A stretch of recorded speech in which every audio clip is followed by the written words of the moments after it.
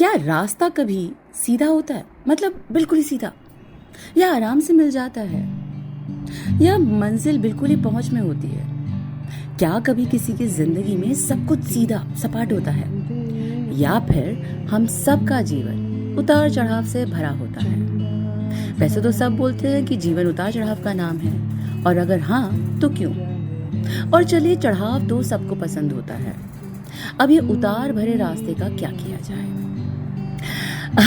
आप सब सोच रही होंगी टाइटल में गोवा डायरीज, मतलब हर भारतीय के मन में लड्डू फूटे फूटे, और मैं यहाँ खामखा रास्ता उतार चढ़ाव की बात कर रही हूँ। Am I just high, या सुबह सुबह आपकी फिरकी ले रही हूँ? नहीं, फिरकी बिल्कुल नहीं, पर गोवा एक नए अंदाज में पेश कर रही हूँ आज। हुआ कुछ ऐसा कि शिखा बहन and family and yours truly with family गए थे गोवा बच्चों के एग्जाम्स के बाद घूमने फिरने, अपने आप को थोड़ा रिलैक्स करने। और इसी से याद आया एक किस्सा जो गोवा में हुआ था, और ना सिर्फ छुट्टी को मज़ेदार बनाता है ये किस्सा, बल्कि ज़िंदगी को भी थोड़ा रंगीन सा चश्मे पहने देखने के लिए याद दिलाता है। तो चलिए अपने 11 बजाते हैं। 11 बजे वाली गपशप में आप सभी का स्वागत है सखियों। मेरा नाम है अनु, और शिखा बहन की धुन गोते खाती है, बैकग्राउंड में सबका मनोरंजन करती। तो वाकया है 2011 का, जब मैं पहली बारी गोवा गई थी। स्कूटी किराए पे जाते के साथ ही ले ली थी, वो भी पंजम से।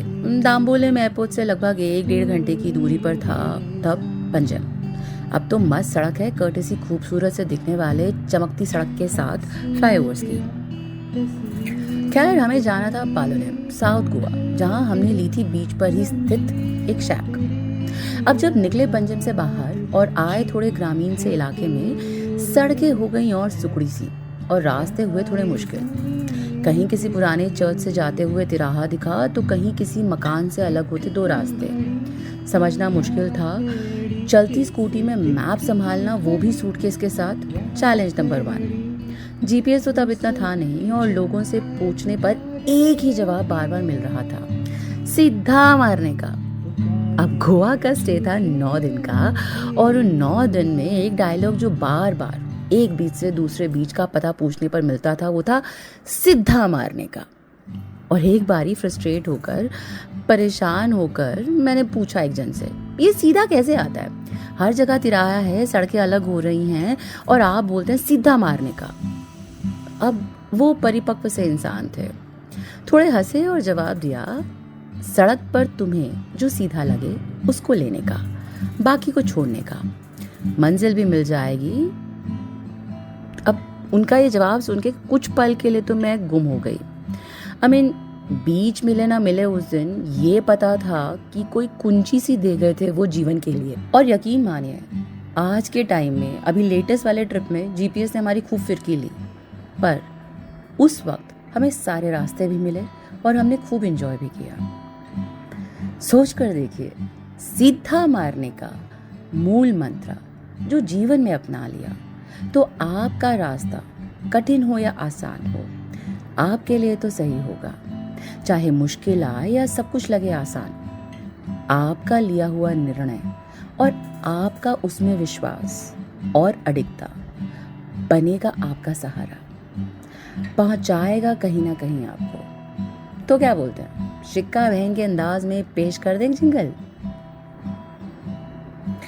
रख तू पथ पर आंखें टिकाए, दौराहा तिराहा चौराहा, चाहे और कितने ही रास्ते आ जाएं, तेरा पथ तेरा सफर, जो तू रहे खुद से बनाए, टिकी रहे आंखें गड़ाए, साफ दिखे जो तुझे तेरी मंजिल, रास्ते की क्या मजाल, जो तुझे कहीं ले जाए भटकाए, तो तू देख अभी घड़ी 11 पे अड़ी, फुर्सत की चाय पुकारे अभी।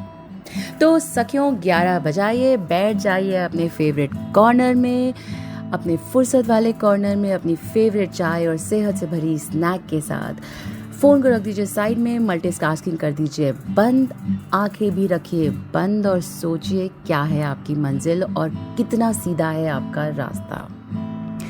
खैर, ऑप्शंस लाइफ में बहुत मिलेंगे, पर आपको चुनना है आपका सीधा मरने वाला रास्ता। Believe me, this works. कोशिश करिएगा। चलिए, छोड़े जा रही हूँ ख्यालों के साथ कल वापस मिलने के लिए। तब तक सीधा मारने का। Take care, bye bye.